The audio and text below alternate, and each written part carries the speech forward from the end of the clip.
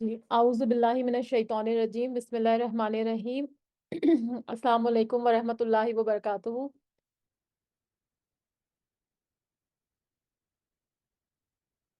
جی بڑی خوشی ہو رہی ہے آپ لوگوں کو دیکھ کے، سب کو میں نام پڑھ رہی ہوں، کنزا ہے، اینی ہے، روبینہ ہے، صدف ہے، عائشہ ہے۔ تو ماشاءاللہ سے اور بھی لوگوں کو میں نے بولا تو ہے، ظاہر ہے یہ ٹائم ایسا ہے کہ مشکل بھی ہوتا ہے لوگوں کے لیے آنا، لیکن میں آپ کو اس کو تھوڑا سا میں ایکسپلین کر دیتی ہوں کہ یہ درس شروع کرنے کا کیا مقصد تھا۔ ویسے تو ہمارا جو دورہ قرآن ہوتا ہے وہ تو ہمارا ہوتا ہے رمضان میں، لیکن یہ اس طرح کا نہیں ہے دورہ قرآن۔ یہ جو ہے وہ بہت ڈیٹیلڈ نہیں ہوگی تفسیر، اور اس میں یہ ہوگا کہ ہم مختصراً، مطلب بہت زیادہ بالکل ہی مختصر جیسے رمضان میں ہوتا ہے اس طرح بھی نہیں کریں گے، اور ہم تھوڑا سا مطلب اس کو ایلیبوریٹ میں آپ کو کروں گی آیتیں، تاکہ آپ کو اس کا بیک گراؤنڈ سمجھ میں آئے اور تھوڑا سا آپ کو نو ہاؤ ہو، کیونکہ بہت سے لوگ ایسے بھی ہوتے ہیں نا، میں نے تو بلکہ اس میں بچوں کو بھی انوائٹ کیا ہوا ہے، اگر وہ لوگ آئے خوشی سے تو پھر وہ یہ ہے کہ ان لوگوں کے لیے فرسٹ ٹائم ہوگا، تو فرسٹ ٹائم جو پڑھ رہے ہوتے ہیں اگر بہت زیادہ ہم ڈیٹیل میں چلے جاتے ہیں تو وہ لوگ تھوڑے سے پریشان ہو جاتے ہیں۔ تو اسی وجہ سے میں نے یہ کیا تھا کہ بس اتنا ہو کہ لوگوں کو سمجھ میں بھی آئے، اور اتنا ہو کہ وہ لوگ اس کو ایبزارب کر لیں، کیونکہ قرآن جو ہے وہ نازل بھی اسی طرح سے ہوا تھا کہ تھوڑا تھوڑا کر کے جو ہے وہ نازل ہوا تھا۔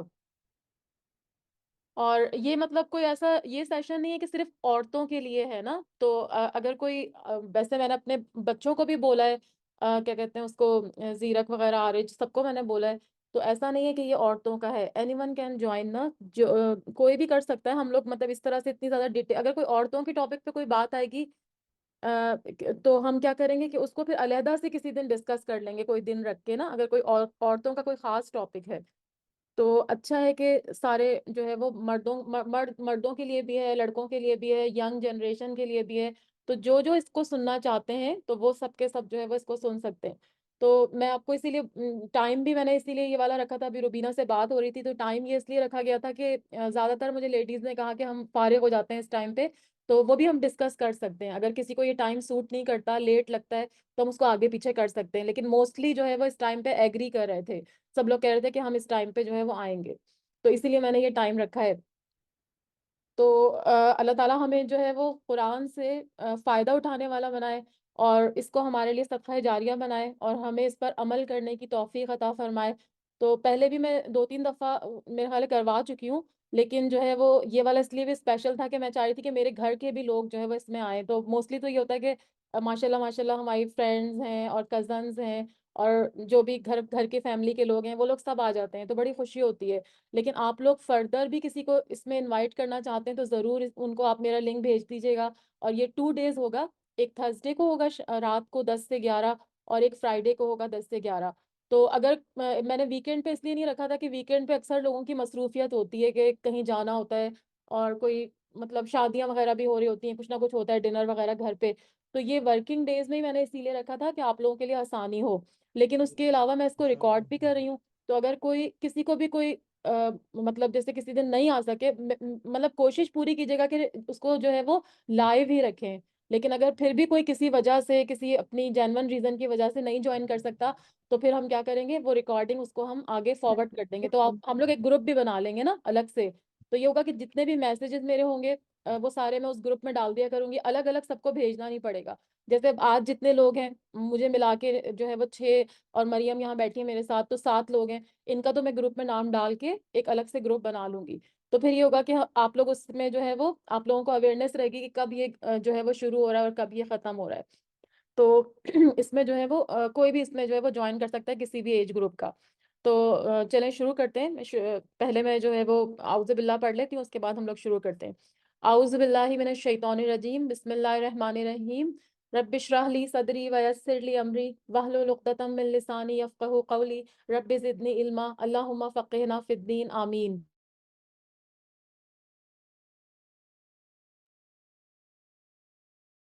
قرآن جو ہے، یہ ورڈ جو ہے وہ نکلا ہے قرأ سے، اس کا مطلب ہوتا ہے پڑھنا اور جمع کرنا۔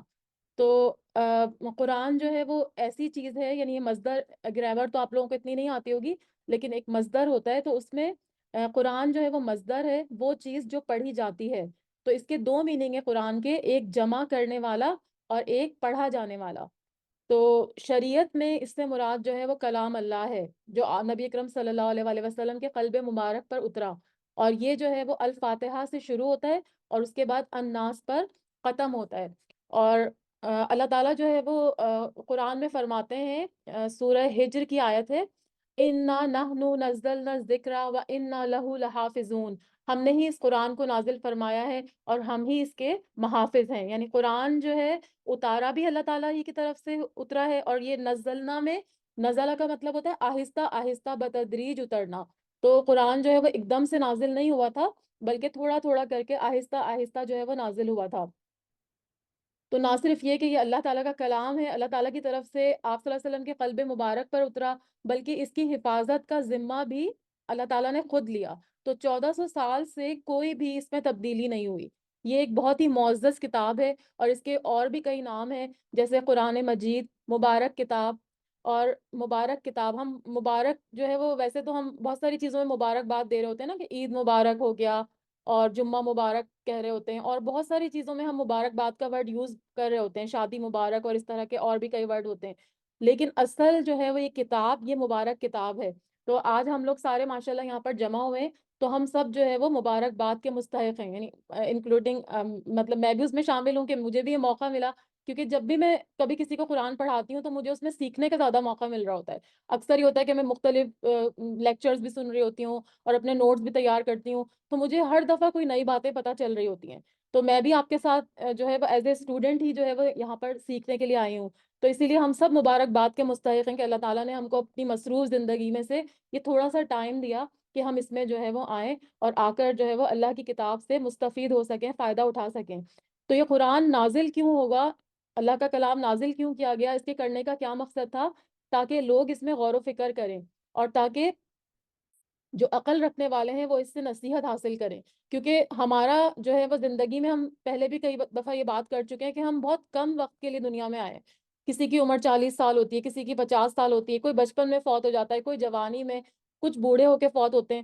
لیکن یہ ہے کہ ہم یہاں پر کوئی ایک مختصر وقت کے لیے آئے ہیں، اور ہماری پیدائش کا مقصد، ہماری اور جنوں کی، وہ ہے اللہ تعالیٰ کی عبادت کرنا۔ تو اگر ہمیں عبادت کا طریقہ ہی نہیں معلوم ہوگا، ہمیں وے آف لائف ہی نہیں معلوم ہوگا، تو پھر ہم کیسے زندگی گزاریں گے؟ ہم یہاں پر جتنے بھی اب تک جتنا بھی ٹائم گزار چکے ہیں، اگر ہم نے اس کو قرآن اور سنت کے مطابق نہیں گزارا، تو اس کا کیا مطلب ہے کہ ہم وہ بالکل جو ہے وہ بے معنی زندگی گزار رہے تھے، یعنی ہماری زندگی کا کوئی مقصد ہی نہیں تھا، ہم بس صرف جو ہے وہ دنیا کے لیے زندگی گزار رہے تھے۔ لیکن ہم دنیا سے گزر کر ہمیں آخرت میں جانا ہے، اور ہمیں وہاں کے لیے جو ہے وہ تیاری کرنی ہوتی ہے۔ تو دنیا کو جو ٹائم پیریڈ ہم کو ملا ہے، وہ اس لیے ملا ہے کہ ہم جو ہے وہ آخرت کی تیاری اس دنیا میں رہ کر کریں۔ یعنی دنیا کو ہم چھوڑ کے گوشہ نشین نہیں ہو سکتے، دنیا کے اندر رہتے ہوئے ہمیں جو ہے وہ آخرت کی تیاری کرنی ہے۔ تو جیسا میں نے آپ کو بتایا کہ یہ وے آف لائف ہے، کہ اگر آپ ایک دنیا میں، اگر اللہ تعالیٰ نے ہم کو تخلیق کیا، ہمیں عقل دی، ہمیں اپنی تمام مخلوقات میں انسان کو ممتاز کیا، تو ہمیں اپنی زندگی گزارنے کے ڈھنگ آنے چاہیے، اور وہ ڈھنگ ہم کو کیسے آئیں گے؟ وہ قرآن پڑھنے سے آئیں گے۔ ہمیں پتہ چلے گا کہ ہمیں کس طرح سے بات کرنی ہے، حقوق العباد کیا ہیں، حقوق اللہ کیا ہے۔ تو یہ ساری چیزیں انشاءاللہ ہم جو ہے وہ تھوڑا تھوڑا کر کے قرآن میں جو ہے وہ پڑھ رہے ہوں گے۔ اور آپ کو پتہ ہے کہ قرآن جو ہے وہ 23 سال کی عرصے میں جو ہے وہ نازل ہوا تھا۔ تو وہ ایک دم سے نازل نہیں ہو گیا تھا، وہ تھوڑا تھوڑا کر کے اسی لیے نازل ہوا تھا کہ وہ جو ہے وہ لوگ اس کو اپنے اندر ایبزارب کر سکیں۔ تو قرآن کریم جو ہے وہ اس کا، جیسے میں نے آپ کو بتایا، اس کو قرآن مجید بھی کہا گیا، مبارک کتاب بھی کہا گیا، اور اس کے علاوہ قرآن کریم بھی کہا گیا، یعنی عزت والی کتاب، اور کتاب مبارک اس کا نام ہے، قرآن عظیم اس کا نام ہے۔ اور اس کے علاوہ قرآن سے ہم کو یہ بھی پتہ چلتا ہے کہ یہ ہدایت، رحمت اور خوشخبری ہے مسلمانوں کے لیے، کہ اگر وہ اس پر عمل کر کے اپنی زندگی گزاریں گے تو وہ یقیناً جو ہے وہ جنت کے مستحق ہوں گے۔ اس کے علاوہ قرآن کو فرقان بھی کہا گیا۔ فرقان کا مطلب ہوتا ہے الگ الگ کرنے والی، یعنی حق اور باطل میں فرق کرنے والی کتاب، اور لوگوں کو اندھیروں سے روشنی میں لانے والی کتاب ہے یہ۔ اور یہ آپ کو پتہ ہے کہ قرآن مجید جو ہے وہ لیلۃ القدر میں نازل ہوا، اور یہ وہ رات تھی جو 1000 مہینوں سے بہتر ہے، اور رمضان کے مبارک مہینے میں نازل ہوا، لیلۃ المبارک میں، مبارک مہینے میں، اور مکہ بھی مبارک ہے، مکے کے شہر میں نازل ہوا، اور محمد صلی اللہ علیہ وسلم جو بہت محبوب ہستی ہیں، اللہ تعالیٰ کی آخری پیغمبر ہیں، ان کے اوپر نازل ہوا، جو کہ بہترین انسان ہیں، مصطفیٰ ہیں اور مجتبیٰ ہیں، اور ہر پہلو اس کا بہترین ہے۔ اور جبرائیل علیہ السلام جو آپ کے پاس وہ قرآن لے کر آئے، اللہ کا کلام لے کر آئے، وہ بھی ایک چنے ہوئے فرشتے تھے، اور یہ بہترین زبان میں نازل کیا گیا جو کہ عربی زبان ہے۔ اور عربی زبان سیکھنے کے کیا فائدے ہیں؟ اس کے مطلب تین اس کے ریزن ہے عربی زبان کیوں ہم سیکھیں، کیونکہ ایک تو یہ قرآن کی زبان ہے، اور دوسرے یہ جو ہے وہ محمد صلی اللہ علیہ وسلم کی زبان ہے، جو ہمارے آخری پیغمبر ہیں جن کے ذریعے قرآن ہم تک پہنچا، اور تیسرے یہ جنت کی زبان بھی ہے۔ تو ہم دوسری لینگویجز بھی سیکھ رہے ہوتے ہیں، تو اگر ہم قرآن کو بھی سیکھیں تو مطلب عربی زبان کو بھی سیکھیں تو پھر اس کا ہمیں بہت بہت فائدہ ملے گا۔ اور سب سے بڑا فائدہ کیا ہے کہ ہم قرآن کو پڑھنے کے قابل ہو جائیں گے، اور ہمیں جو ہے وہ قرآن سمجھ میں آنے لگے گا۔ تو جب آپ جیسے نماز میں جب اگر آپ کسی جماعت میں نماز پڑھ رہی ہیں تو جو تلاوت ہوتی ہے وہ آپ کو سمجھ میں آنے لگتی ہے۔ الحمدللہ اتنی مشکل زبان نہیں ہے، اگر ہم تھوڑا سا غور و فکر کریں، جب ہم اتنی مشکل مشکل زبانیں سیکھ سکتے ہیں، فرینچ ہے، اسپینش ہے، تو عربی سیکھنا تو ہمارے لیے کچھ بھی مشکل نہیں ہے، کیونکہ اس میں موسٹلی ورڈز جو ہوتے ہیں نا وہ اردو میں بھی یہ والے ورڈز یوز ہوتے ہیں جو عربک میں یوز ہوتے ہیں، تو یہ ہمارے لیے کچھ مشکل نہیں ہوگا۔ آپ صلی اللہ علیہ وسلم پر جو ہے وہ 40 سال کی عمر میں نازل ہوا تھا، اور یہ 40 سال کی عمر جو ہے وہ شعور کی عمر ہوتی ہے۔ تو اس میں سب سے پہلے جو قرآن کی آیت نازل ہوئی تھی وہ کون سی تھی؟ وہ اقرا باسم ربک الذی خلق۔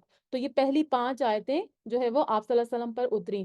تو نزول قرآن جو ہوتا ہے نا وہ سببی بھی ہوتا ہے، یعنی کوئی ریزن کی وجہ سے بھی ہوتا ہے، اور دوسرا ابتدائی ہوتا ہے، یعنی کوئی سکھانا جو مقصود ہوتا ہے، ٹھیک ہے۔ اور اس کے علاوہ کچھ سوال کیے جاتے تھے، جیسے یسالونکا، اس طرح سے آپ سے سوال کرتے تھے، تو پھر اس کے جواب جو ہے وہ اللہ تعالیٰ دیتے تھے۔ اس کے علاوہ اگر کوئی حادثہ ہو جائے، کوئی مسئلہ آ جائے، یا کوئی واقعہ ہو جس سے کہ سبق سیکھنا ہو، جیسے غزوہ احد میں ہوا تھا کہ مسلمانوں کو شکست ہوئی تھی پہلے، تو وہاں پر کیا ہوا تھا کہ جو ہے وہ اس واقعے سے سبق سیکھنے کے لیے پھر آیات جو ہے وہ نازل ہوئی تھی۔ تو ہمیں ہمیشہ جب بھی ہم کوئی سورت پڑھتے ہیں تو ہمیں اس کا سبب نزول جاننا بہت ضروری ہوتا ہے، تاکہ وہ ہم کو سمجھ میں آئے۔ اور آپ کو یہ بھی پتہ ہونا چاہیے، میں مختصر تعارف کروا رہی ہوں، بہت ڈیٹیل میں نہیں جا رہی، آپ کو یہ بھی پتہ ہونا چاہیے کہ جو ہے وہ قرآن میں مکی اور مدنی صورتیں ہیں۔ اب یہ مکی اور مدنی صورتیں کیا ہوتی ہیں یہ بھی آپ کو پتہ ہونا چاہیے۔ مکی صورتیں یہ نہیں کہ مکے میں جو نازل ہوئی، یا مدنی صورتیں وہ نہیں ہے کہ جو مدینے میں نازل ہوئی۔ مکی صورتیں وہ ہیں جو ہجرت سے پہلے نازل ہوئی، اور جو ہجرت کے بعد نازل ہوئی وہ جو ہے وہ مدنی صورتیں کہلاتی ہیں۔ تو مکی صورتوں کا ایک بالکل ڈفرینٹ انداز ہے، اور جو مدنی صورتیں ان کا ایک بالکل ڈفرینٹ انداز ہے۔ مکی جو صورتیں اس میں اسلوب جو اس کا ہے، جو صورتوں کا جو بولنے کا انداز ہے اس میں شدت ہے، اور زبان دانی یعنی اس میں جو لینگویج ہے وہ بہت عبور پر ہے، کیونکہ وہاں پہ مکہ کے لوگوں کو عربک بہت اچھی طرح آتی تھی نا، اور ہر بات کا اس میں جو ہے وہ شدید جواب دیا گیا ہے۔ اور مدنی صورتوں کا انداز جو ہے وہ تھوڑا ڈفرینٹ ہے، کیونکہ وہ ایک نیا قانون، ایک نئی ریاست جو ہے وہ اس وقت بن رہی تھی ہجرت کے بعد، تو وہاں اس میں جو صورتیں نازل ہوئی یعنی ہجرت کے بعد، اب ہجرت کے بعد جو صورتیں اگر مدینہ میں نازل نہیں بھی ہوئیں، مدینے اور مکہ کے درمیان کہیں نازل ہو گئیں، یا ایون مکہ میں بھی نازل ہوئی، تب بھی وہ مدنی صورتیں ہی کہلائیں گی، ٹھیک ہے۔ تو یہ آپ لوگ یہ ڈفرنس ضرور رکھیے گا۔ تو مدنی صورتوں میں احکامات ہیں، قانون ہیں، اور ان کا انداز جو ہے وہ دھیما ہے اور بہت ہی تفصیل کے ساتھ ہے۔ تو قرآن جو ہے وہ تھوڑا تھوڑا کر کے اترا ہے، اس کی کیا وجہ تھی؟ سب سے پہلی وجہ یہ تھی کہ تثبیت قلب رسول، کیونکہ اگر آپ صلی اللہ علیہ وسلم، جیسے ہم نے پڑھا تھا کہ اگر کسی پہاڑ پر ہم قرآن نازل کرتے تو وہ پہاڑ ریزہ ریزہ ہو جاتا، تو قرآن جو ہے وہ ایک اس طرح کی کتاب تھی کہ وہ کسی انسان کے لیے برداشت کرنا مشکل ہو جاتا، اس کے احکامات، اس میں جو انداز تھا۔ تو تثبیت قلب رسول صلی اللہ علیہ وسلم کے لیے ہوا کہ ان کے دل کو مضبوط کیا جائے، تو اسی لیے تھوڑا تھوڑا کر کے نازل ہوا۔ دوسرا ریزن کیا تھا کہ لوگ اس کو جذب کر سکیں، یعنی ایک دم سے اگر ہم جیسے اب تھوڑی سی کلاسوں میں اگر جلدی سے پڑھ لیں گے قرآن تو ہمیں سمجھ میں نہیں آئے گا، تو تھوڑا تھوڑا کر کے نازل ہو گیا۔ تو اس کا مطلب ہے کہ لوگ اس کو جذب کر سکیں، اس کو یاد کر سکیں، اپنے دلوں میں رکھ سکیں، اور اس کے علاوہ لوگوں کی ہمت بندھے کہ ایک دم سے احکامات سے وہ گھبرا نہیں جائیں، بلکہ آہستہ آہستہ جو ہے وہ احکامات جو ہے وہ اپنے اوپر لاگو کریں۔ اور جو قرآن میں ترتیب ہے صورتوں کی، جیسے ابھی ہم سورہ فاتحہ پڑھیں گے انشاءاللہ اور سورہ بقرہ شروع کریں گے، تو ترتیب جو ہے وہ صورتوں کی آپ صلی اللہ علیہ وآلہ وسلم نے دی تھی، ورنہ ویسے اگر دیکھا جائے تو قرآن جو ہے وہ اس ترتیب سے نہیں آیا جس ترتیب سے ہمارے سامنے جو ہے وہ لکھا گیا ہے۔ نزول کی ترتیب جو ہے وہ بالکل ڈیفرنٹ ہے۔ جو الفاتحہ ہم سب سے پہلے پڑھیں گے قرآن میں، وہ سب سے آخری صورت ہے، وہ سوری وہ نمبر 5 پہ اتری تھی۔ سب سے پہلی صورت تو میں نے آپ کو بتایا نا، اقرا باسم ربک الذی خلق، وہ والی صورت ہے، سورہ علق۔ تو الفاتحہ کا نمبر جو ہے وہ 5 ہے، لیکن ترتیب کے اعتبار سے سب سے پہلے جو ہے وہ قرآن میں دی گئی، ٹھیک ہے. اور اسی طرح سے حروف کی ترتیب بھی اللہ ہی کی طرف سے، اور نام جو صورتوں کے رکھے گئے وہ بھی آپ صلی اللہ علیہ وسلم کی طرف سے یا صحابہ کی طرف سے رکھے گئے، کیونکہ وہ نام صرف اس لیے رکھے گئے تھے کہ جسٹ وہ ایک مارکر تھے کہ اس صورت کا یہ نام ہے، اس صورت کا یہ نام ہے. تو یہ کوئی ضروری نہیں ہے کہ ایک پارا جو ہے وہ پورا ہم نے ختم کرنا ہے پھر دوسرا پارا شروع کرنا ہے. تو قرآن اس ترتیب سے نازل نہیں ہوا. سم ٹائم ان کی جو آیتیں تھیں وہ بھی آگے پیچھے ہوئیں، لیکن وہ بعد میں جو ہے وہ نبی صلی اللہ علیہ وسلم نے اللہ تعالیٰ کے حکم سے جس طرح سے لکھوانا چاہیں وہ لکھوا دیں. تو جنگ امامہ تھی، اس میں بہت سارے حفاظ شہید ہو گئے تھے. پہلے قرآن جو تھا وہ کتابوں میں نہیں لکھا جاتا تھا جیسے ہم لوگوں کو اتنا محفوظ طریقے سے مل گیا ہے. قرآن جو تھا وہ جو دلوں میں محفوظ تھا. قرآن کے حفاظ تھے جو قرآن کو حفظ کرتے تھے، آپ صلی اللہ علیہ وسلم سے قرآن سیکھتے تھے اور اس کو یاد کرتے تھے، اور آپ صلی اللہ علیہ وسلم بھی جبرائیل علیہ السلام سے قرآن سیکھ کر اس کو یاد کرتے تھے. تو قرآن جو ہے وہ جیسے میں نے آپ کو بتایا کہ سب سے پہلے حضرت ابو بکر رضی اللہ تعالیٰ عنہ نے جو ہے وہ اس کو لکھوایا تھا. تو اب ہم جو ہے وہ اتنا اتنا مختصر تعارف میرا خیال ہے آپ لوگوں کے لیے کافی ہے. پھر بھی وقتاً فوقتاً کوئی بھی بات اگر مجھے نئی نظر آئی یا کچھ بتانے کی ہوئی تو میں ضرور آپ لوگوں کو جو ہے وہ بتاؤں گی. تو ابھی ہم جو ہے وہ سورہ فاتحہ سے اسٹارٹ کرتے ہیں. تو پہلے اس کی تلاوت سن لیتے ہیں سورہ فاتحہ کی، اور پھر میں آپ کو اس کی جو ہے وہ تفسیر بتاتی ہوں. بسم اللہ الرحمن الرحیم. أعوذ بالله من الشيطان الرجيم. بسم الله الرحمن الرحيم. الحمد لله رب العالمين الرحمن الرحيم مالك يوم الدين إياك نعبد وإياك نستعين اهدنا الصراط المستقيم صراط الذين أنعمت عليهم غير المغضوب عليهم ولا الضالين.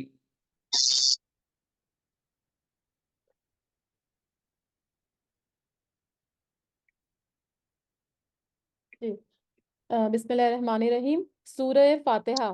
سورہ فاتحہ پڑھنے سے پہلے ہمیں کیا کرنا ہے کہ سب سے پہلے جو ہے وہ اللہ تعالیٰ کے حکم سے ہمیں جو ہے وہ تعوذ پڑھنا ہے. اللہ تعالیٰ قرآن پڑھنے سے پہلے ہم اپنے آپ کو اللہ کی پناہ میں دیں گے. تو سب سے پہلے اعوذ باللہ من الشیطان الرجیم پڑھی جاتی ہے، اور اس کے بعد بسم اللہ الرحمن الرحیم. یہ ہر کام کا آغاز ہے. سورہ نحل کی آیت نمبر 98 میں اللہ تعالیٰ فرماتے ہیں جب بھی تم قرآن پڑھو، اس کا ترجمہ ہے کہ جب بھی تم قرآن پڑھو تو شیطان سے اللہ کی پناہ مانگ لیا کرو. تو جب بھی آپ لوگ قرآن کھولیں تو ضرور اعوذ باللہ من الشیطان الرجیم ضرور پڑھا کریں.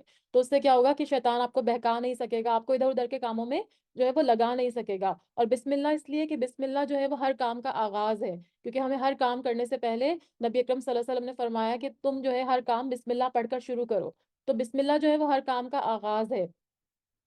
اور ساری صورتیں جو ہیں وہ بسم اللہ سے شروع ہوئی، لیکن سورہ فاتحہ جو ہے اس میں بسم اللہ جو ہے وہ ایک آیت کا درجہ رکھتی ہے، ورنہ تو الگ سے جو ہے وہ ہر صورت کے شروع میں بسم اللہ ہے.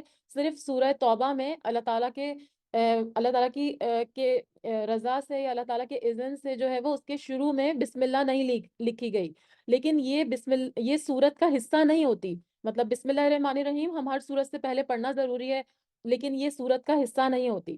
اور اس کے علاوہ یہ کہ بسم اللہ جو ہے وہ یہ سورہ فاتحہ کا حصہ اس لیے ہے کہ سورہ فاتحہ کا ایک نام سبعہ مثانی بھی ہے. سبعہ مثانی کا مطلب ہوتا ہے 7 بار بار دہرائے جانے والی صورتیں، کیونکہ ہم اس کو جو ہے وہ ہر نماز میں پڑھتے ہیں. اگر آپ ظہر کی نماز پڑھتی ہیں 4 رکعت فرض 4 رکعت سنت اور 2 رکعت سنت اور 2 رکعت نفل، تو آپ کتنی دفعہ 8 9 10 12 دفعہ جو ہے وہ آپ سورہ فاتحہ پڑھتے ہیں. تو یہ بار بار پڑھے جانے والی 7 آیتیں، اس کا جو ذکر کیا گیا تو اس کو سبع المثانی کہا جاتا ہے. تو اسی وجہ سے بسم اللہ الرحمن الرحیم بھی اس کی ایک آیت تصور کی جاتی ہے، کیونکہ باقی تو سورہ فاتحہ کی 6 آیتیں، تو ایک یہ بسم اللہ الرحمن الرحیم ملا کے جو ہے وہ 7 آیتیں بن جاتی ہیں. تو یہ بہت ہی خوبصورت صورت ہے، اور اس کا مطلب یہ قرآن مجید کی ترتیب کے مطلب جو ترتیب قرآن کی دی گئی ہے اس کے لحاظ سے پہلی صورت ہے، اور احادیث میں اس کی بہت زیادہ فضیلت آئی ہے. اس صورت کے کچھ اور نام بھی ہیں. ایک تو اس کا نام سورہ فاتحہ، تو فتح کا مطلب ہوتا ہے کھولنے والی، آغاز یا ابتدا کرنے والی، اور اس صورت کو ام القرآن بھی کہا جاتا ہے. ٹھیک ہے. اور اس کے علاوہ جیسے میں نے بتایا السبع المثانی، اور شفا، سورہ شفا بھی اس کو کہا جاتا ہے، سورہ سلاد بھی کہا جاتا ہے، سلاد کا مطلب نماز ہوتا ہے، کہ اس کے بغیر نماز نہیں ہوتی، ٹھیک ہے؟ اگر آپ امام کے پیچھے بھی نماز پڑھ رہے ہوں گے نا، تو آپ دل دل میں جو ہے وہ سورہ فاتحہ پڑھ لیا کیجئے، اور سورہ فاتحہ کے بغیر نماز نہیں ہوتی، ٹھیک ہے؟ تو سورہ فاتحہ پڑھنا ضروری ہے، اور یہ بہت ہی برکت والی سورت ہے۔ حضرت عبداللہ بن عباس رضی اللہ تعالیٰ عنہ سے روایت ہے کہ نبی اکرم صلی اللہ علیہ وسلم بیٹھے ہوئے تھے، اور آپ صلی اللہ علیہ وسلم کے پاس جبرائیل علیہ السلام بھی بیٹھے تھے، یعنی ان کو دین سکھانے کے لیے آئے تھے، وہی لے کر آئے تھے۔ تو جبرائیل علیہ السلام نے آسمان کے اوپر دروازہ کھلنے کی آواز سنی، تو انہوں نے کیا کیا کہ اپنی آنکھ اوپر اٹھا کر دیکھا، پھر کہا یہ آسمان کا وہ دروازہ ہے جو پہلے کبھی نہیں کھلا تھا۔ پھر اس میں سے ایک فرشتہ اترا اور رسول اللہ صلی اللہ علیہ وآلہ وسلم کے پاس آیا اور کہا مبارک ہو، آپ صلی اللہ علیہ وسلم کو دو نور عطا کیے گئے ہیں جو آپ صلی اللہ علیہ وسلم سے پہلے کسی نبی کو نہیں دیے گئے تھے، یہ فرشتہ اس سے پہلے کبھی زمین پر نہیں آیا تھا۔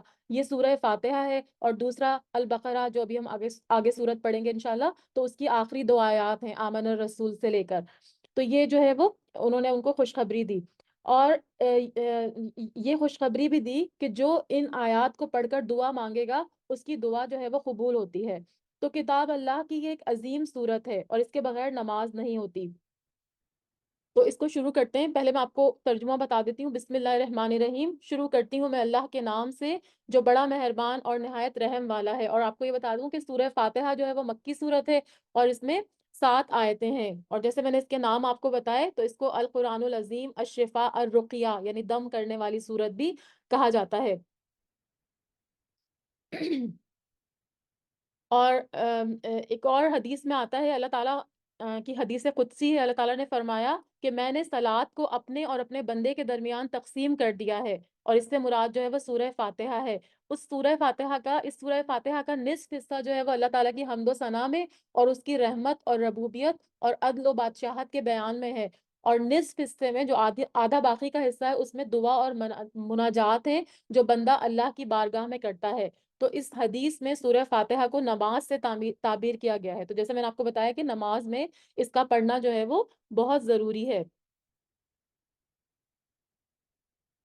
اب اس کو ہم شروع کرتے ہیں۔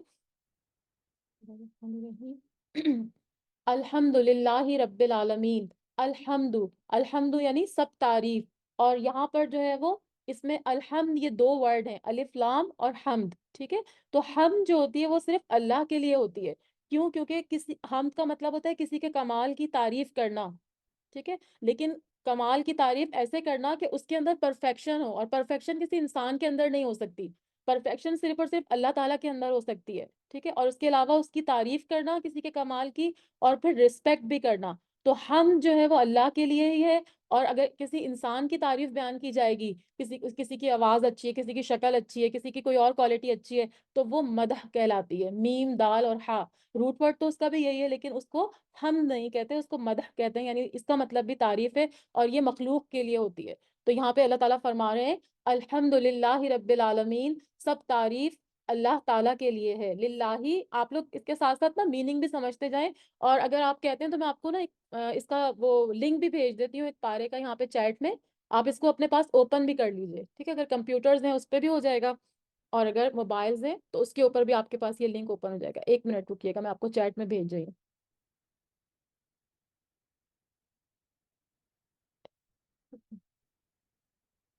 مریم میں آپ کو بھیج رہی ہوں، آپ ذرا اس کو شیئر کر لیں، اسے شیئر نہیں ہو رہا۔ 1 منٹ، یہ بھی مریم شیئر کر دیتی ہیں سب کو نا گروپ میں۔ یہ آپ کھول لیجیے گا اپنے پاس، تو اس میں ورڈ ٹو ورڈ ٹرانسلیشن بھی لکھی ہے، تو آپ لوگوں کو پڑھنے میں آسانی رہے گی۔ اور اگر کوئی یاد بھی کرنا چاہتا ہے اور مجھے کسی اور دن سنانا چاہتا ہے، تھرسڈے اور فرائیڈے کے علاوہ، تو آپ لوگ مجھے سنا بھی سکتے ہیں، ٹھیک ہے؟ اگر آپ لوگ آپ کی اپنی کوشش ہے، میں آپ کو فورس نہیں کروں گی، لیکن اگر آپ لوگ اس میں انٹرسٹ لیتے ہیں اور اس کو یاد کرنا چاہتے ہیں ترجمے کو، تو جو پارا میں نے شیئر کیا ابھی لنک، مریم شیئر کر رہی ہے، مریم شیئر کر دو، تو پھر وہ لنک جو ہے آپ فوراً اس کو اوپن کر کے اپنے پاس بھی کھول لیجئے، اور آپ اس کو یاد کرنا شروع کر دیجئے۔ تو ایک طرح سے ہماری کوشش ہوگی، کیونکہ جب قرآن نازل ہوا تھا تو بہت سے صحابہ ایسے تھے جو پورا قرآن پڑھ بھی نہیں سکے تھے، اس وقت وہ نازل بھی نہیں ہوا تھا، اور ان کی رحلت ہو گئی تھی، وہ دنیا سے چلے گئے تھے، لیکن ان کی یہ کوشش اللہ تعالیٰ کے ہاں قبول ہوئی۔ تو ہمیں نہیں پتا کہ ہمیں اس میں کتنا ٹائم لگے گا، لیکن ہم ایک کوشش تو کر سکتے ہیں نا۔ ہم لوگوں کی عمر بھی زیادہ ہے، جو بچے ہیں ینگ ہیں وہ تو یاد کر سکتے ہیں، لیکن اگر ہم یاد نہیں کر سکتے تو ایٹ لیسٹ کوشش تو کر سکتے ہیں نا۔ اللہ تعالیٰ تو ہماری کوششوں کو دیکھے گا، اور ہمیں اس کے حساب سے جو ہے وہ اجر دے گا۔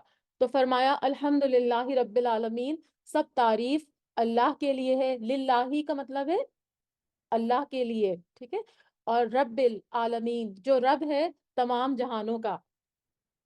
اب یہاں پہ رب کے بھی جو ہے وہ تھوڑا سا میں آپ کو تھوڑا سا ڈیٹیل بتا دیتی ہوں، اور آپ کو ایک اور بھی چیز کہنی تھی کہ آپ لوگ جو ہے نا اپنے ساتھ کوئی کاپی پینسل لے کر ضرور بیٹھیے گا۔ تو کبھی کبھی ہوتا ہے چھوٹے موٹے نوٹس جو ہے وہ آپ لکھ لیجیے گا، تو اس سے آپ کو آسانی رہے گی۔ تو جب بھی آپ دوبارہ سے پڑھیں گے، اگر کوئی چیز آپ کو نہیں سمجھ میں آ رہی تو آپ بعد میں کوشچن بھی کر سکتے ہیں کلاس کے بعد۔ تو رب جو ہے وہ اس کا روٹ ورڈ ہے را با با۔ رب کا مطلب ہے تدریجن نشو نما کرنا، جیسے ایک بیج ہم ڈالتے ہیں نا، تو ایک بیج ڈالتے ہیں، پھر اس کو پانی دیتے ہیں، اور پھر آہستہ آہستہ وہ بیج جو ہے وہ پروان چڑھ کے وہ ایک درخت بن جاتا ہے۔ تو آہستہ آہستہ پروان چڑھانا، یہ میننگ ہے رب کا۔ اور رب کا ایک میننگ اور آپ لوگ یاد کر لیجئے، جو بار بار ہم اس کو مطلب ریپیٹ ہوگا رب کا ورڈ۔ تو رب کا مطلب ہوتا ہے خالق، مالک اور مدبر، یہ تین اس کے میننگ ہے۔ خالق یعنی پیدا کرنے والا، مالک یعنی اس چیز کو اون کرنے والا، اور مدبر کا مطلب ہے پلاننگ کرنے والا، یعنی سارے امور کی پلاننگ کرنے والا بھی اللہ تعالیٰ ہے۔ اور پھر فرمایا کہ رب العالمین، رب ہے تمام جہانوں کا۔ تو عالمین میں جو روٹ ورڈ ہے عالم، اور اس میں عین لام میم علم، علم آپ کو پتا ہے نشانی کو کہتے ہیں، ٹھیک ہے، علم جیسے وہ جھنڈا نہیں ہوتا، اس کو بھی علم کہتے ہیں۔ تو آپ یاد رکھیے گا اس کی عالمین کا مطلب ہے علم یعنی نشانی۔ تو یہ اس میں جتنی بھی اللہ تعالیٰ کی ہر جو مخلوق ہے، جو بھی اللہ نے بنائے، سورج، درخت، آسمان، سب کچھ، ہر چیز جو ہے وہ اللہ کے وجود اور معرفت کی طرف ہماری رہنمائی کرتی ہے، یعنی ہر چیز میں ہمیں اللہ نظر آتا ہے۔ کائنات کی کوئی بھی چیز پہ آپ اگر غور و فکر کریں تو آپ کو یہ فیل ہوگا کہ اس کائنات کو چلانے والا کوئی ایک اللہ ہے، کیونکہ اتنا زیادہ سکون اور اتنی زیادہ جو ہے وہ خاموشی اور بغیر کسی فساد کے یہ کائنات کئی ہزار سالوں سے جو ہے وہ چل رہی ہے۔ پتہ نہیں کتنے عرصے سے، جب سے دنیا بنی ہے تب سے یہ چل رہی ہے، اور اس میں کوئی ہم کو فساد نظر نہیں آتا۔ تو اس کا سب سے بڑا ریزن کیا ہے کہ اس کائنات کو چلانے والا صرف ایک اللہ ہے۔ تو یہ جتنی بھی مخلوقات ہیں وہ سب اللہ کی طرف جو ہے وہ ہماری رہنمائی کرتی ہیں، اور اللہ کے سوا جتنی بھی چیزیں ہیں کائنات کی، کوئی بھی چیز آپ لے لیجئے، کوئی پتھر لے لیں، انسان لے لیں، چرند پرند لے لیں، پہاڑ لے لیں، درخت لے لیں، وہ ساری چیزیں عالم کہلائیں گی، ٹھیک ہے، کیونکہ سب سے ہم کو اللہ تعالیٰ کی طرف رہنمائی ملتی ہے، ہر چیز کی طرف سے۔ لیکن اس میں سے آپ صرف اللہ تعالیٰ کو ہٹا دیں گے، اللہ تعالیٰ کے سوا جتنی بھی چیزیں ہیں وہ ساری عالم ہیں۔ تو تمام چیزوں کا، تمام جتنی بھی کائنات کی چیزیں، ان سب کا رب ہے۔ اور رب کا مطلب میں نے آپ کو کیا بتایا، پیدا کرنے والا، خالق بھی ہے، مالک بھی ہے، ان کو اون بھی کرتا ہے، اور ان کی پلاننگ بھی کرتا ہے۔ سب کوئی بھی چیز جو ہے وہ بے مقصد پیدا نہیں کی گئی، ہر چیز کا جو ہے وہ ہر چیز کے پیدا کرنے کا کچھ مقصد ہے۔ اور رب جو ہے وہ اللہ تعالیٰ کے اسماء حسنہ میں سے بھی ہے۔ مزید فرمایا الرحمن الرحیم۔ الرحمن یہ اللہ تعالیٰ کی دو بڑی صفتیں ہیں۔ الرحمن کا مطلب ہے بہت زیادہ رحم کرنے والا، اور یہ اس کا روٹ ورڈ ہے راحمیم، یعنی کثرت وسعت سے بھر جانا۔ اور رحمت جو ہے وہ اللہ تعالیٰ کی صفت ہے، اور صفت کیا ہوتی ہے، کوالٹی۔ جیسے کسی انسان کے اندر ہم کہتے ہیں نا یہ بڑا نرم مزاج ہے، یہ غصے والا ہے، تو اللہ تعالیٰ کی کیا صفت ہے کہ اللہ تعالیٰ جو ہے وہ بہت ہی رحمان ہے۔ اللہ تعالیٰ کی رحمت جو ہے وہ ہر چیز کے اوپر چھائی ہوئی ہے، اور چاہے کافر ہو، چاہے جو ہے وہ مشرک ہو، کسی اور مذہب کو ماننے والا ہو، بتوں کو ماننے والا ہو، ہندو ہو، سب کے اوپر اللہ تعالیٰ جو ہے وہ سب کے لیے رحمان ہے۔ اللہ تعالیٰ کی رحمت سے ہی ایک جانور کا بچہ جو ہے وہ اپنے بچے سے محبت کرتا ہے۔ کوئی جانور بھی ہوگا، اگر شیر بھی ہوگا، تو اس کو اپنے بچے پہ جو محبت آتی ہے تو وہ اللہ تعالیٰ کی طرف سے ہوتی ہے، جو اللہ تعالیٰ نے رحمت یہاں پر جو ہے وہ اتاری۔ تو بہت زیادہ رحم کرنے والا رحمان کا مطلب ہے۔ اور رحمان کا میں نے آپ کو کیا میننگ بتایا کہ اللہ کی رحمت سب کے لیے ایکول ہے، کوئی نافرمان بھی ہے، کوئی فرما بردار بھی ہے، سب کو اللہ تعالیٰ جو ہے سب کے اوپر رحم کرنے والا ہے۔ نافرمانوں کو فوراً نہیں پکڑتا، ان کو ڈھیل دیتا ہے، ٹھیک ہے۔ اور اس کے علاوہ الرحیم، الرحیم بھی اللہ تعالیٰ کی صفت ہے، لیکن اس میں رحمان اور رحیم میں ڈفرنس کیا ہے؟ رحیم کا مطلب ہے بار بار اور مسلسل رحمت کرنا، اور یہ جو رحمت ہے نا، یہ جو اللہ تعالیٰ کی جو رحیم ہونے کی صفت ہے، یہ صرف مومنوں کے لیے خاص ہوگی۔ یعنی رحمان کی صفت تو ہر کسی کے لیے، ہر جاندار، ہر مخلوق کے لیے خاص ہے، لیکن جو رحیم کی صفت ہے وہ صرف جو ہے وہ جب مومن اللہ تعالیٰ کی اطاعت میں زندگی گزاریں گے، اور پھر جب آخرت میں جائیں گے تو پھر وہاں پر جو قیامت کے دن مومنوں کو جو رحمت ملے گی، وہ صفت اللہ تعالیٰ کی رحیم ہے۔ اور اللہ تعالیٰ کی جو اللہ تعالیٰ کی رحمت کے 100 حصے ہیں، 100 حصے ہیں، اس میں سے صرف ایک حصہ دنیا میں اترا ہے، اور 99 حصے جو ہے وہ قیامت کے لیے ہیں، اور وہ وہاں پر مومنین کے لیے ہوں گے، جنہوں نے اللہ کے احکام کے مطابق اللہ کی اطاعت میں زندگی گزاری۔ تو یہاں پہ میں نے آپ کو کچھ جو پوائنٹس بتائے وہ میں آپ کو دوبارہ سے ایکسپلین کر دیتی ہوں۔ سب سے پہلا کہ رحمت اللہ کی صفت ہے، اور دوسرا ایک رحمت خاص ہے اور ایک رحمت عام ہے۔ رحمت عام جو ہے وہ الرحمن، اور الرحیم جو ہے وہ رحمت خاص ہے جو صرف مومنوں کے لیے خاص ہوگی۔ اور تیسرا میں نے آپ کو بتایا کہ رحمت کے 100 حصے جس میں سے ایک حصہ جو ہے وہ دنیا میں اتارا گیا، اور چوتھا اس کی رحمت دنیا میں سب کے لیے عام ہے اور قیامت میں صرف مومنین کے لیے ہوگی۔ ٹھیک ہے، تو یہاں پر ہم نے 2 آیتیں پڑھی۔ الحمد للہ رب العالمین، سب تعریف اللہ کے لیے ہے جو تمام جہانوں کا پالنے والا ہے۔ الرحمن الرحیم، بڑا مہربان اور نہایت ہی رحم کرنے والا ہے۔ مالک یوم الدین، مالک ہے یوم الدین، بدلے کے دن کا، یعنی قیامت کے دن جو جزا سزا کا دن ہوگا اس کا جو ہے وہ اللہ تعالیٰ ہی مالک ہے، کیونکہ دنیا جو ہے نا وہ بھی ایک مکافات عمل اس میں بھی ہوتا ہے، ہمارے ساتھ تکلیفیں بھی آتی ہیں، پریشانیاں بھی آتی ہیں، سب کچھ آتی ہیں، لیکن مکمل ظہور جو ہوگا نا وہ آخرت میں ہوگا۔ تو اللہ تعالیٰ ہر شخص کو اس کے اچھے یا برے اعمال کے مطابق مکمل جزا اور سزا دیں گے۔ ٹھیک ہے، تو دنیا میں بھی اللہ تعالیٰ تھوڑے بہت جھٹکے لگاتے ہیں انسانوں کو تاکہ وہ اللہ کی طرف لوٹ آئیں، توبہ کر لیں، لیکن آخرت میں تمام اختیارات کا مالک اور دنیا میں بھی صرف اور صرف اللہ ہی ہوگا۔ تو اللہ تعالیٰ اس دن فرمائیں گے آخرت کے دن، لمن الملک اليوم، آج کس کی بادشاہت ہے؟ پھر اللہ تعالیٰ خود ہی جواب دیں گے، للہ الواحد القہار، واحد القہار، صرف ایک غالب اللہ کے لیے ہے۔ اور سورہ انفطار میں آتا ہے کہ اس دن کوئی ہستی کسی کے لیے اختیار نہیں رکھے گی، سارا معاملہ اللہ کے ہاتھ میں ہوگا، یہ ہوگا جزا کا دن۔ اور جو لوگ سفارش کرنے والے ہوں گے، جو لوگ اللہ کے لیے جو ہے وہ اللہ کی طرف سے سفارش کرنے والے ہوں گے کسی کے لیے، تو وہ بھی اللہ کی اجازت کے بغیر سفارش نہیں کر سکیں گے، اور سفارش بھی انہی لوگوں کی جائے گی جو کہ اس سفارش کے قابل بھی ہوگا۔ تو سارا اختیار دنیا میں بھی اللہ تعالیٰ کے پاس ہے، اور اللہ تعالیٰ بدلے کے دن کا بھی مالک ہے، کیونکہ دنیا میں تو انسان کو انصاف نہیں ملتا نا، بہت سے لوگ ہوتے ہیں بیچارے، ان کو جو ہے وہ بلا وجہ کے جو ہے وہ قید کاٹنی پڑتی ہے، یا بلا وجہ کے ان کے ساتھ جو ہے وہ ظلم ہوتا ہے، لیکن لیکن جو ہے وہ وہاں پر ایسا نہیں ہوگا۔ آخرت کے دن جو ہے وہ آپ لوگ نا میوٹ تھوڑا سا کر لیجیے، سب اپنا چیک کر لیجیے اور اپنا میوٹ کر لیجیے۔ تو میں آپ کو کہہ رہی تھی کہ یہ مالک ہے اللہ تعالیٰ بدلے کے دن کا، اور مالک جو ہوتا ہے نا، آپ لوگ پلیز میوٹ کر لیجیے، ایک سیکنڈ میں کرتی ہوں۔ میں نے کیا تھا تو ہے لیکن پھر بھی چلیں، بسم اللہ الرحمن الرحیم۔ تو میں آپ کو کہہ رہی تھی کہ مالک کون ہوتا ہے؟ جس کے پاس آنرشپ بھی ہوتی ہے اور اتھارٹی بھی ہوتی ہے۔ ٹھیک ہے، یعنی اتھارٹی بھی اسی کے پاس ہے، اتھارٹی بھی، اور اس کے پاس آنرشپ بھی ہے، تو اللہ تعالیٰ کے پاس ہی ہے، تو اللہ تعالیٰ ہی ہر چیز کا مالک ہے۔ ٹھیک ہے، تو یوم جو ہوتا ہے وہ دن ہوتا ہے، اور عربک مطلب ہمارے جو مسلمانوں کے اگر دن دیکھے جائیں تو وہ کس طرح سے ہوتے ہیں؟ جب چاند نکلتا ہے تب سے دن شروع ہوتا ہے، جیسے اگر آج جمعرات ہے تو مغرب کے بعد سے جمعہ شروع ہو گیا ہے۔ ٹھیک ہے، اور اگلی جب جمعے کی جب مغرب آئے گی تو پھر ہفتہ شروع ہو جائے گا۔ تو یہاں پر جو ہے وہ دن سے مراد جزا سزا کا دن مراد ہے، اور دین جو ہے یوم الدین ہے، تو دین کا مطلب آپ کو پتا ہے، اگر زبر لگ جائے تو اس کا مطلب ہوتا ہے قرض، یعنی واپس کرنا ہوتا ہے، قرض آپ کو واپس کرنا ہوتا ہے نا، تو جو آپ عمل دنیا میں کرتے ہیں اس کا بدلہ آپ کو ملے گا، تو یہی اس کا روٹ ورڈ ہے۔ تو دین کا کیا مطلب ہے؟ جزا اور عمل دونوں کے لیے استعمال ہوتا ہے، یعنی آپ یہاں پر جیسا عمل کریں گے آپ کو ویسے ہی وہاں پر جزا ملے گی، یعنی جتنا اچھا آپ عمل کریں گے اتنی اچھی جزا ملے گی، اگر برا عمل کریں گے، اللہ کی نافرمانی کے کام کریں گے، تو پھر اس کی جزا بھی، جو سزا بھی جو ہے وہ صرف اور صرف اللہ تعالیٰ ہی دیں گے۔ تو اللہ تعالیٰ جو ہے وہ جزا اور سزا کے دن کے بھی مالک ہیں۔ ٹھیک، ابھی ہم نے پڑھا کہ مالک یوم الدین، یعنی بدلے کے دن، قیامت کے دن کا مالک بھی صرف اور صرف اللہ تعالیٰ ہے۔ تمام جو ہے وہ اختیارات کا مالک جو ہے وہ، کل اختیارات کا مالک اللہ تعالیٰ ہے۔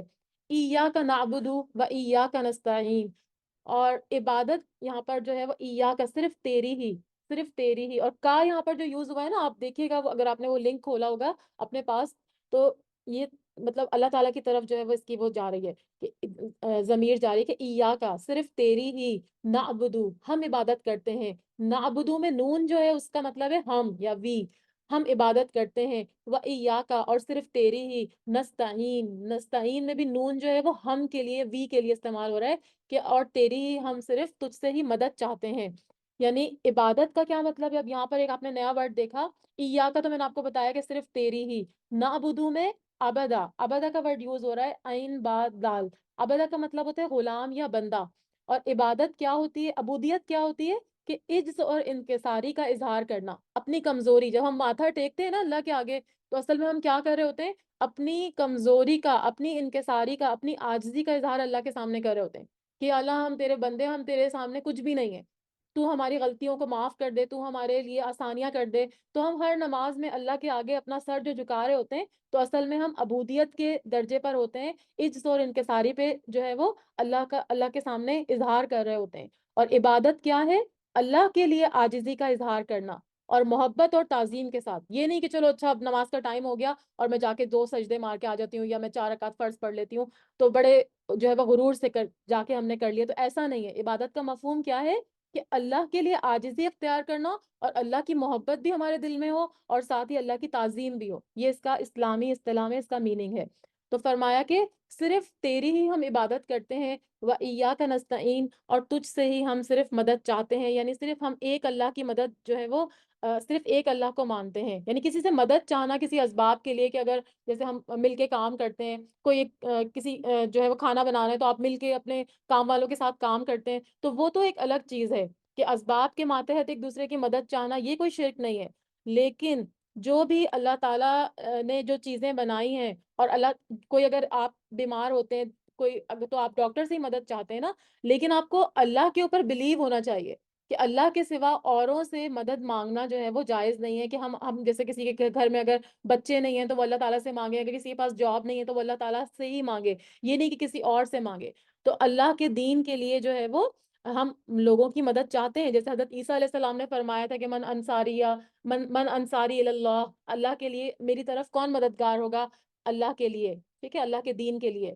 تو پھر وہ تو ان کو مدد چاہیے تھی نا، یہ ساری جو مدد ہے وہ تو ٹھیک ہے، لیکن اللہ تعالیٰ سے مطلب اور کسی معاملے میں مدد مانگنا، جیسے اگر کسی فوت شدہ شخص کو آپ مدد کے لیے بلا رہے ہیں، یا کسی کو مشکل کشا یا حاجت روا سمجھ رہے ہیں، تو یہ بالکل غلط ہے۔ ہم صرف ایک اللہ کی عبادت کرتے ہیں اور صرف اللہ ہی سے مدد مانگتے ہیں۔ تو یہاں پر یہی فرمایا جا رہا ہے کہ ہم جو ہے وہ یہاں مطلب ایک طرح سے شرک کی نگیشن ہو رہی ہے، شرک کا انکار کیا جا رہا ہے کہ ہم صرف تیری ہی یا اللہ عبادت کرتے ہیں، تیرے ہی آگے ماتھا ٹیکتے ہیں، اور صرف تجھ سے ہی مدد چاہتے ہیں، کسی اور سے ہم مدد نہیں چاہتے۔ جب بھی ہم کبھی مشکل میں ہوتے ہیں، پریشانی میں ہوتے ہیں، تو ہم صرف ایک اللہ ہی کی عبادت کرتے ہیں، اللہ کے ساتھ کسی اور کو شریک نہیں ٹھہراتے۔ جیسے کہ مشرکین مکہ تھے، ان کے لیے بارش کا کوئی الگ خدا تھا، پیداوار کا الگ خدا تھا، اس طرح سے انہوں نے الگ الگ اپنے بت بنائے ہوئے تھے، وہ بھی اللہ کو مانتے تھے، لیکن ساتھ ساتھ وہ اللہ کے اور دوسری چیزوں میں اللہ کے ساتھ جو ہے وہ شریک کرتے تھے۔ تو ہم وہ نہیں کرتے، ہم ہر چیز کے لیے صرف اور صرف اللہ ہی کو پکارتے ہیں۔ پھر آگے فرما رہے ہیں اہدنا الصراط المستقیم، اہدنا، اہدنا کا مطلب ہے ہدایت دے ہم کو، یا دکھا ہم کو، نا کا مطلب ہے ہم کو، صراط المستقیم، سچی اور سیدھی راہ۔ اور صراط جو ہے وہ راستہ ہوتا ہے، صراط کا مطلب ہوتا ہے راستہ، اور ہدایت کا یہاں پر جو اہدنا کا مطلب ہے نا، تو ہدایت کے کئی مفہوم ہیں۔ پہلا کیا ہے کہ راستے کی طرف رہنمائی کرنا، راستے پر چلا دینا اور منزل مقصود پر پہنچا دینا۔ اور صراط مستقیم کا کیا مطلب ہے؟ اس کا مطلب یہ ہے کہ یہ وہ راستہ ہے جو ہمیں جنت میں لے کر جانے والا ہے، یعنی بالکل سیدھا راستہ، بالکل جو ہے وہ اسٹریٹ راستہ جو ہم کو جنت میں لے کر جاتا ہے۔ اور سیدھا راستہ جس پر چل کر ہمیں جنت ملے گی، وہ راستہ صرف ایک ہی ہے، اور گمراہی کے راستے بہت سارے ہیں۔ ایک اس میں ایک دفعہ آپ صلی اللہ علیہ وسلم نے زمین کے اوپر لکیریں بنائی تھی، تو ایک سیدھا راستہ، بالکل ایک لکیر لائن سیدھی کھینچی تھی، اور فرمایا تھا کہ یہ صراط مستقیم ہے، اور ساتھ میں بہت ساری لکیریں نکالی تھی، اور فرمایا تھا کہ یہ جو ہیں وہ سارے گمراہی کے راستے ہیں۔ تو اہدنا کا مطلب ہے ہدایت دے ہمیں، اور صراط مستقیم یعنی راستے کی جو کہ بالکل سیدھا ہے، اور ہدایت کا روٹ ورڈ ہے ہا دال یا، اس کا مطلب ہے کسی کو نرمی اور شفقت کے ساتھ راستہ دکھانا، ٹھیک ہے۔ اور راستہ جو ہدایت کا ہوتا ہے، وہ بھی ہدایت بھی 2 طرح کی ہوتی ہے، ایک ہدایت ارشاد ہوتا ہے، اس کا مطلب ہوتا ہے کہ علم کے ساتھ رہنمائی کرنا، یعنی ہم جیسے ابھی ہم ہدایت لے رہے ہیں تو ہم قرآن کے ذریعے ہدایت لے رہے ہیں، ٹھیک ہے، علم کے ساتھ ہم ہدایت لے رہے ہیں۔ اور ایک ہوتا ہے ہدایت توفیقی، اور وہ عملی ہوتی ہے، یعنی آج جیسے ہم سارے اکٹھے ہو کے جو ہدایت لے رہے ہیں قرآن کے ذریعے، یہ بھی ہم اللہ کی دونوں چیزیں اللہ کی توفیق سے ہوتی ہیں، لیکن یہ ہدایت ارشاد کہلائے گی جو علمی ہوتی ہے۔ اور ہدایت توفیق کیا ہوتی ہے؟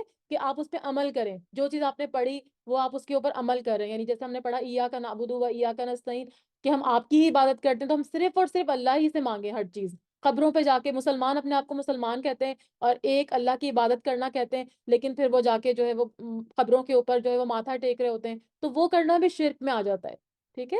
تو وہ بھی ہم کو نہیں کرنا ہے. تو یہ کیا کہلائے گی؟ یہ عملی ہدایت کہلائے گی، جس کو کہ ہدایت توفیق کہتے ہیں. اور علم کے ساتھ جو رہنمائی ہے وہ کیا کہلائے گی؟ ہدایت ارشاد. تو فرمایا کہ اہدنا الصراط المستقیم، دکھا ہم کو سیدھا راستہ. صراط الذین، اب یہ سیدھا راستہ کون سا ہے، اس کی تھوڑی اور ایکسپلینیشن اللہ تعالیٰ فرما رہے ہیں یہاں پر اگلی آیت میں. کیا فرما رہے ہیں؟ صراط، صراط کا مطلب ہوتا ہے راستہ. راستہ الذین، ان لوگوں کا، انعمت علیہم، انعام کیا آپ نے ان پر. ٹھیک ہے، اب ان لوگوں کا راستہ ہم مانگ رہے ہیں. صراط مستقیم وہ راستہ ہے، ان لوگوں کا راستہ ہے جن پر آپ نے انعام کیا. ٹھیک ہے، اور وہ کون سے ہیں اس کے بارے میں بھی ہمیں ایک آیت ملتی ہے، میں آپ کو اس میں سے دیکھ کے بتاتی ہوں. سورہ نساء میں آیت آتی ہے، اس میں اللہ تعالیٰ فرماتے ہیں وَمَن يُطِعِ اللَّهَ، اور جو کوئی اطاعت کرے گا اللہ کی، ورسولہ، اور اس کے رسول صلی اللہ علیہ وسلم کی، فَأُولَٰئِكَ مَعَ الَّذِينَ، تو یہی وہ لوگ ہیں جو ساتھ ہوں گے ان لوگوں کے، انعم اللہ، انعام کیا اللہ نے، علیہم ان پر. کون لوگ ہیں؟ من النبیین، نبیوں میں سے، والصدیقین، اور سچے لوگوں میں سے، صدیق میں سے، والشہداء، اور شہیدوں میں سے، والصالحین، اور صالح لوگوں میں سے. وَحَسُنَ أُولَئِكَ رفیقا، اور یہ کتنے اچھے جو ہیں وہ رفیق ہیں. تو یہاں پر بتا دیا صراط الذین، ان لوگوں کا راستہ دکھائیے انعمت علیہم، لیکن اس کی ایکسپلینیشن ہم کو سورہ نساء میں ملی. وہ کون لوگ تھے؟ جیسے میں نے آپ کو بتایا، نبی ہیں، صدیق ہیں، شہداء ہیں، اور صالحین ہیں. تو نبی تو اب ظاہر نبی آخر الزماں کے بعد تو اب کوئی نبی نہیں آئیں گے، لیکن ان کی سیرت پہ چلنا، ٹھیک ہے، جس سیرت پہ وہ چلے، ان کی سیرت پر عمل کر کے ہم بھی ان کے راستے پہ آ سکتے ہیں. ٹھیک ہے، اور صدیق اور شہداء اور صالحین یعنی نیک لوگ جو اللہ کی نافرمانی کے کام نہیں کرتے، اللہ کی اطاعت کے کام کرتے. تو ہم، آپ دیکھیے، ہر نماز میں اللہ سے دعا کر رہے ہوتے ہیں، اور بہت کم لوگوں کو اس کا میننگ پتا ہوتا ہے. بس ہم جلدی جلدی الحمدللہ رب العالمین الرحمن الرحیم مانگ رہے ہوتے ہیں، لیکن ہم مانگتے ہیں ہر نماز کی ہر رکعت میں، لیکن ہمیں اس کے میننگ ہی نہیں پتا ہوتے کہ ہم اللہ سے کیا مانگ رہے ہیں.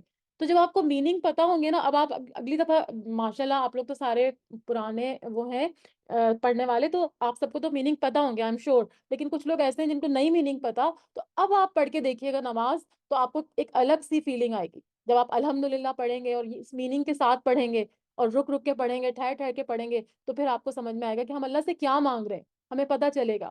تو فرمایا کہ صراط الذین انعمت علیہم، ان لوگوں کی راہ پر جن پر آپ نے انعام کیا، اور وہ کون تھے؟ نبی، صدیق، شہداء اور صالحین. اور پھر مزید فرمایا غیر المغضوبی، نہیں ان کی نہیں، جن پر آپ نے غضب کیا، علیہم ان پر آپ نے غضب کیا، ولدالین، اور نہ ہی گمراہ لوگوں کی. اب دیکھیں تین لوگوں کی بات یہاں پہ اس آیت میں ہوئی، آخری والی آیت میں. پہلی کیا؟ ان لوگوں کا راستہ جن پر آپ نے انعام کیا، اور یہ وہ کون لوگ تھے؟ جن کے پاس علم بھی آیا اور انہوں نے عمل بھی کیا. یہ بات آپ کہیں پہ اگر نوٹ کر رہے ہیں تو یہ لکھ لیجیے گا کہ انعمت علیہم میں کون لوگ شامل ہیں؟ جن کے پاس علم آیا اور انہوں نے ساتھ اس پہ عمل بھی کیا. اور اس کے بعد غیر المغضوبی میں کون لوگ آتے ہیں؟ یہ وہ لوگ ہیں جن پر اللہ کا غضب نازل ہوا. ان کے پاس علم تو آیا، ان کے پاس کتابیں آئیں، تورات آئی، انجیل آئی، لیکن انہوں نے عمل نہیں کیا. ٹھیک، تو یہ غیر المغضوبی اس میں جو ہے وہ یہودی اور نصرانی وغیرہ جو ہے وہ اس کے اندر آ جاتے ہیں. اور ولد ضالین، ان کے پاس نہ علم آیا اور نہ ہی انہوں نے عمل کیا. اور وہ کون لوگ ہیں؟ وہ مشرک لوگ ہیں. ان کے پاس کوئی علم آیا ہی نہیں، تو ان کے پاس جب علم ہی نہیں آیا تو انہوں نے جو ہے وہ پھر آگے سے اس کو مطلب وہ گمراہی میں ہی پڑے رہے. یعنی علم تو آیا، پیغمبر آئے، ان کو بتائی سیدھی راہ، لیکن انہوں نے علم کو لینے سے انکار کر دیا. علم کو یہ کہا ہی نہیں کہ یہ اللہ کی طرف سے، انہوں نے کہا کہ انہوں نے تو خود گھڑ لیا نعوذ باللہ، یا ان کو مجنون کہہ دیا، یا ان کی بات ماننے سے انکار کر دیا.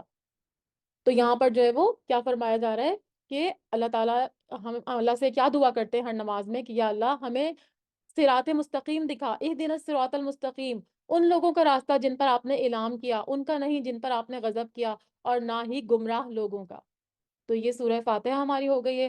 اور تھوڑا سا ہم سورہ بقرہ بھی تھوڑی سی میں آپ کو پڑھا دوں گی، کیونکہ 11 بجے میں ختم کر دوں گی، اور کل پھر انشاءاللہ ہم اس کو سورہ بقرہ کو پھر آگے بھی کنٹینیو کریں گے. ایک دفعہ اب آپ لوگ میننگ کے بعد ایک دفعہ تلاوت اور سن لیجئے پلیز. بسم اللہ الرحمن الرحیم. أعوذ بالله من الشيطان الرجيم بسم الله الرحمن الرحيم الحمد لله رب العالمين الرحمن الرحيم مالك يوم الدين إياك نعبد وإياك نستعين اهدنا الصراط المستقيم صراط الذين أنعمت عليهم غير المغضوب عليهم ولا الضالين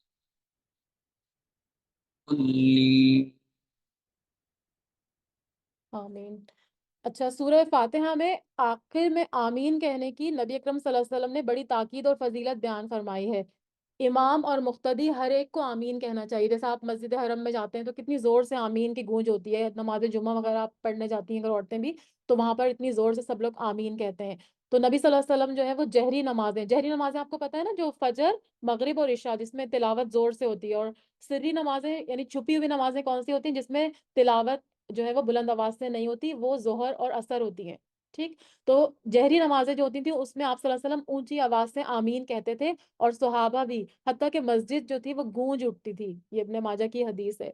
तो आमीन ऊंची आवाज से कहना सुन्नत है, और सहाबा करम रज़ी अल्लाह ताला अन्हों का मामूल था।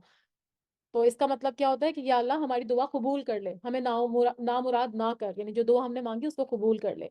तो सूरह बकरा अल्हम्दुलिल्लाह हम शुरू करते हैं। सूरह बकरा जो है वो मदनी सूरत है। और बकरा जैसे इसके नाम से पता चल रहा है कि इसमें गाय के वाक़े का जिक्र है। बकरा जो है वो अरबी में गाय को कहते हैं, ठीक है, काओ।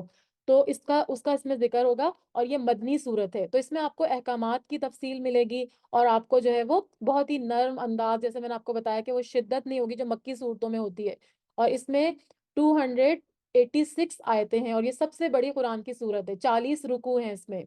ठीक है। तो इंशाल्लाह इंशाल्लाह हमने अब अहद कर लिया, आप लोगों ने मेरा साथ देना है, और इंशाल्लाह हम इसको जो है वो बहुत जल्द इसको भी हम जो है वो कंप्लीट करेंगे, और ऐसा कंप्लीट करेंगे कि हमें इसको समझ में आए, कि नेक्स्ट टाइम जब भी हम पढ़ें तो हमें पता हो कि अल्लाह ताला सूरह बकरा में क्या फरमा रहे हैं। हम उसको कैटेगराइज करके जो है वो इस तरह से पढ़ेंगे कि आपको उसको समझने में बिल्कुल भी मुश्किल नहीं होगी, इंशाल्लाह इंशाल्लाह। तो मैंने जैसा आपको बताया, सूरह बकरा की भी बहुत ज्यादा फजीलत है। अच्छा, मक्का में 86 सूरतें नाजिल हुई थी। तो उसके बाद पहली मदनी सूरत थी जो ये नाजिल हुई थी मदीना में। ठीक है, नहीं मदीना में नहीं, हिजरत के बाद। ठीक है। तो हिजरत के बाद जो पहली सूरत नाजिल हुई वो सूरह बकरा है, लेकिन अभी हमको जो है वो सूरह फातिहा के बाद कुरान में तरतीब के लिहाज से यहाँ पहली सूरत यहाँ पे नजर आ रही है सूरह फातिहा के बाद। तो वैसे इसका नजूली तरतीब जो है वो 87 नंबर है। 86 मक्का में नाजिल हो गई थी, और 87 नंबर जो था वो उसका है। और मक्का में 13 साल तक कुरान नाजिल हुआ, और फिर उसके बाद मदीना में 10 साल तक नाजिल हुआ, यानी टोटल 23 साल तक जो है वो कुरान नाजिल होता रहा। तो ये मदनी दौर के इब्तिदाई हिस्से में नाजिल हुई, यानी इसका बड़ा हिस्सा जो था वो मदनी दौर के इब्तिदाई हिस्से में नाजिल हुआ। और हुर्मत सूद की आयत हम पढ़ेंगे इसी सूरत में, वो आखिरी हिस्से में नाजिल हुई, यानी 10 हिजरी में। यानी अब सोचें कि एक हिजरी में बड़ा हिस्सा मदनी दौर में नाजिल हो गया, और फिर 10 हिजरी में यानी हिजरत के 10 साल के बाद जो है वो हुर्मत सूद की आयतें नाजिल हुई। लेकिन उन सब को कंपाइल किया गया, उन सबको इकट्ठा किया गया, तो हमें लगता है कि वो पूरी ही एक साथ जो है वो नाजिल हुई, हालांकि वो थोड़ा थोड़ा करके नाजिल हुई। और इसको समझने में बाज सुहाबा ने 7 साल का अरसा लगाया, बाज ने 3 साल लगाए, बाज ने 10 साल लगाए। तो ये ऐसी सूरत नहीं है कि हम इसको फौरन फौरन पढ़ के जो है वो गुजर जाएं, क्योंकि इसमें अहकामात हैं तो इसमें तफासील भी होंगी। लेकिन हम कोशिश करेंगे कि हम इतना करें कि जो आपको समझ में आ जाए। इसकी फजीलत मैं आपको बता देती हूँ सूरह बकरा की अहादीस की रोशनी में।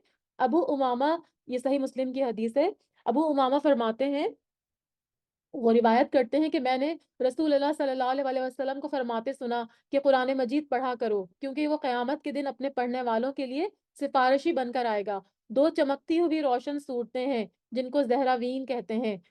और ये कौन सी सूरतें हैं? सूरह बकरा और आले इमरान पढ़ा करो, क्योंकि ये दोनों क़यामत के रोज इस तरह से आएंगी जैसे कि वो छतरियां हैं, जैसे वो थी ना अम्ब्रेला, उस तरह से आएंगी। और ये साया करने वाले बादल हैं, या परिंदों के दो झुंड हैं जो पर फैलाए हुए हैं, और अपने पढ़ने वालों की तरफ से हुज्जत पेश करने वाली होंगी।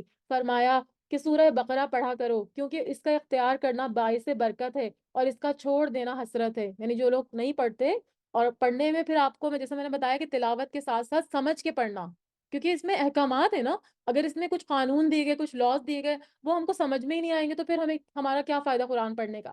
ہم قرآن تو پڑھ رہے ہیں، عربی کا فائدہ ہم کو مل رہا ہے. ہر ہر حرف پہ ہم کو 10 نیکیاں مل رہی ہیں، الف لام میم پہ ہم کو 30 نیکیاں مل رہی ہیں. لیکن اصل مقصد قرآن کا کیا ہے؟ ہماری ہدایت. تو اگر ہمیں وہی نہیں مل رہی تو پھر ہمارا جو ہے وہ مطلب ہمیں اس کے لیے پھر کوشش کرنے کی ضرورت ہے. تو اسی لیے فرمایا کہ اس کو چھوڑ دینا حسرت ہے، اور باطل پرست اس کو برداشت نہیں کر سکتے. جیسے کہیں جادو وغیرہ ہوتے ہیں، جادوگر ہوتے ہیں، کسی گھروں میں جو ہے وہ آپس میں نا اتفاقی ہوتی ہے میاں بیوی کے درمیان، گھروں میں ہر وقت لڑائی جھگڑے رہتے ہیں. تو وہ کیا ہوتا ہے؟ باطل پرستوں، یعنی جو لوگ اچھا دیکھنا نہیں چاہتے ان کی طرف سے ہوتا ہے. بیماریاں ہوتی ہیں، پریشانیاں ہوتی ہیں، مصیبتیں ہوتی ہیں. تو ان سے بچاؤ کے لیے بھی یہ سورت جو ہے وہ پڑھی جاتی ہے. ٹھیک ہے. تو اس کی جو ہے وہ خاص ایک اور اس کی فضیلت بیان کی گئی قرآن میں کہ قیامت کے روز ایک منٹ.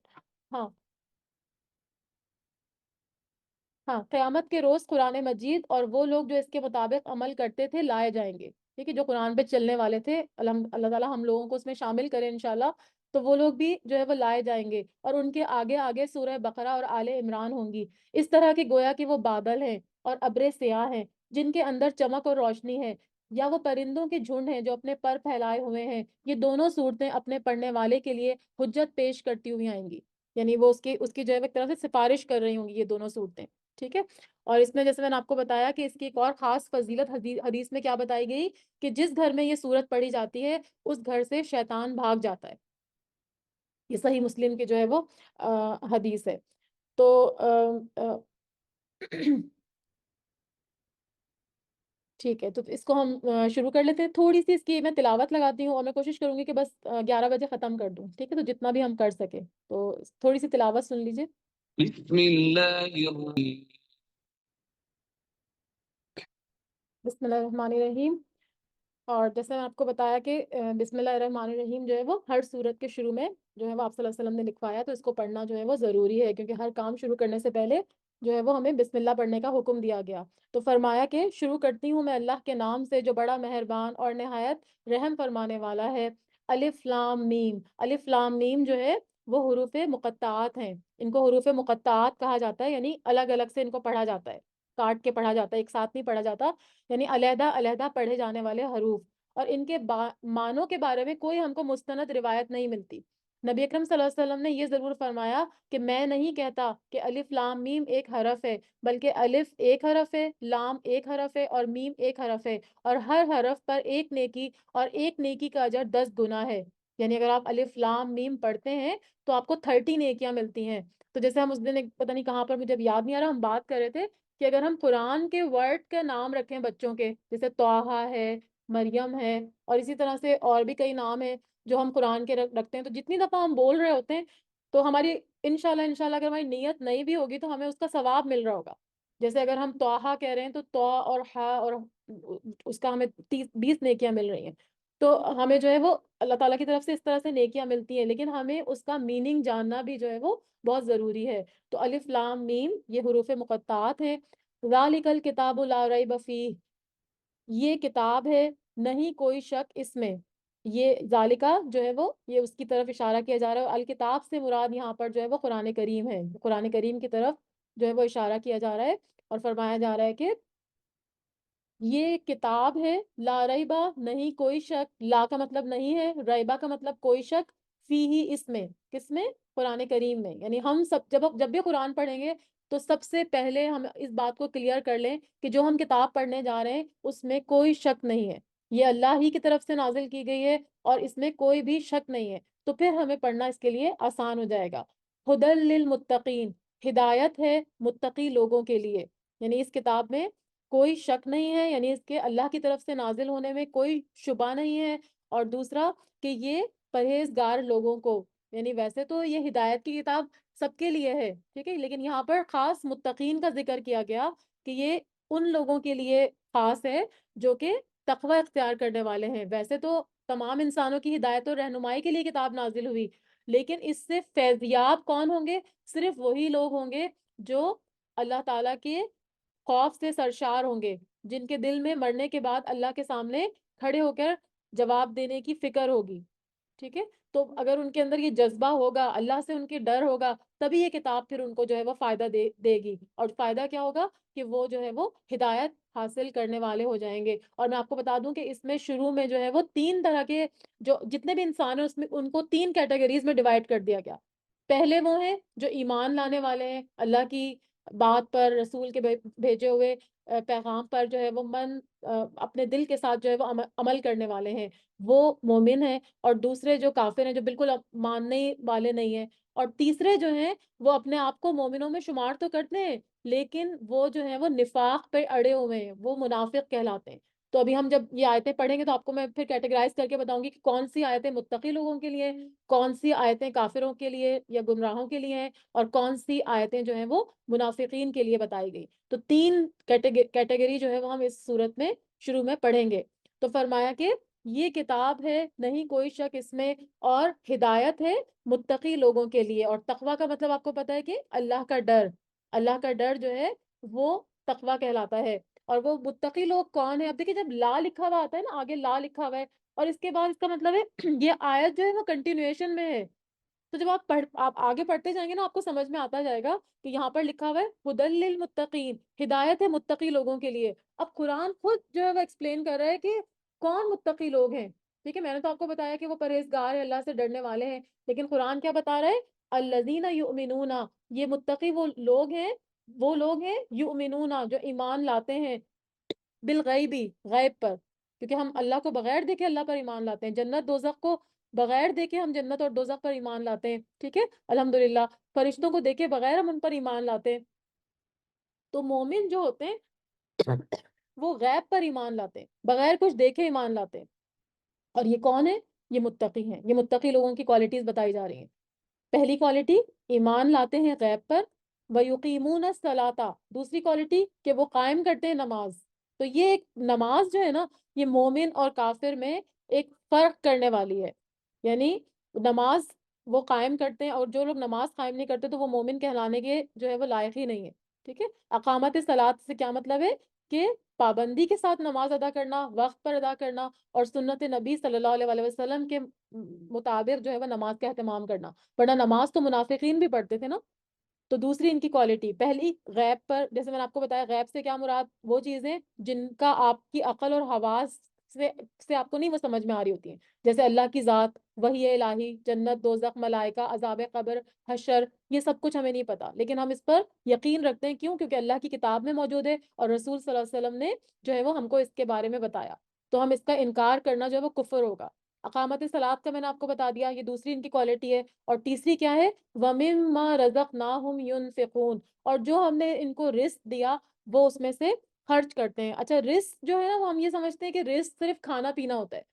ہر وہ نعمت جو آپ کو دی گئی ہے نا، وہ رزق کہلاتی ہے۔ آپ کی اولاد آپ کا رزق ہے، آپ کا علم آپ کا رزق ہے، آپ کا مال آپ کا رزق ہے، آپ کا کھانا پینا آپ کا رزق ہے۔